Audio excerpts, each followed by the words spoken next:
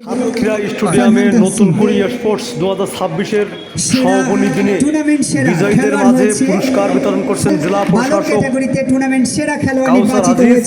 এই সময় উপস্থিত অতিরিক্ত জেলা প্রশাসক সার্বিক বিষ্ণুপদ পাল, রাজস্ব শেখ মনির ইসলাম মঈন, অতিরিক্ত জেলা ম্যাজিস্ট্রেট রিপন বিশ্বাস, সাতক্ষীরা পৌরসভা সিইও মোহাম্মদ আসাদুজ্জামান, আন্তর্জাতিক রেফারি তোয়েব হাসান বাবু। এ সময় সকল উপজেলা নির্বাহী কর্মকর্তা, জেলা ক্রীড়া অফিসার সহ ক্রীড়ার সাথে সংশ্লিষ্ট সকল বিভাগের কর্মকর্তারা উপস্থিত ছিলেন। জেলা প্রশাসক কাউসার আজিজ খেলায় বিজয়ীদের একে একে হাতে পুরস্কার তুলে দিচ্ছেন। এই জন্য এক সুন্দর মুহূর্ত। এটি জেলা প্রশাসকের প্রথম স্টেডিয়াম অনুষ্ঠান এবং সেটি খুব নান্দনিক পরিবেশ আপনারা উপলব্ধি করছেন। দেখুন, খেলোয়াড়দের সামনে কিন্তু একের পর এক পুরস্কার তুলে দেওয়া হচ্ছে। সুন্দর